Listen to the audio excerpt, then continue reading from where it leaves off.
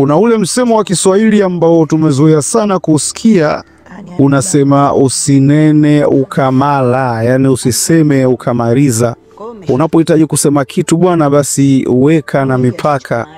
Sasa mpaka kwenye maandiko maneno hayo yameandikwa kwamba hata mtu ukiwa unampenda basi mpende kwa kiasi, kwa sababu huenda siku moja akawa adui yako, na mtu ukimchukia basi mchukie kwa kiasi, kwa sababu huenda siku moja akaja kuwa kipenzi chako.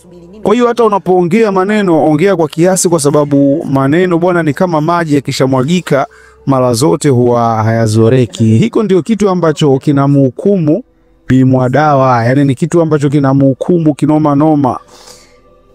Mwadawa alikuwa ni mtu ambaye anawatukana sana watoto wadogo zake, na akiwaona kana kwamba ndio wameshapotea, yani hawana akili, hawana namna, hawana jitihada zozote, na akijiaminisha kwamba mwanae ameenda kusoma na atakaporudi basi atakuwa na maisha bora kinoma noma.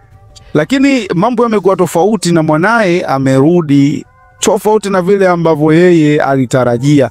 Na sio tu amerudi tofauti, bali amemletea na kitu cha ziada, kwamba mwanae bwana amekuja na mimba.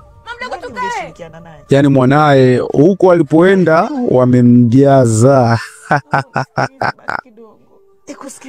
Mwadawa akaomba dakika kadhaa kwa ajili ya kuongea na mwanae, na akawatoa watu wote ndani, akihitaji kumhoji na kumuuliza mwanae ni kitu gani kilichotokea.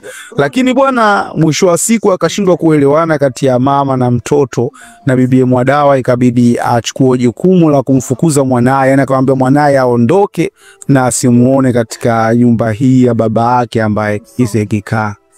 Yale majigambo yote na majivuno yote ambayo walikuwa bibi Mwadawa na kasi nayo yamepotea, na amekuwa ndiye mtu dhalili kuliko watu wote, au kuliko watoto wote wa mzee Kikala.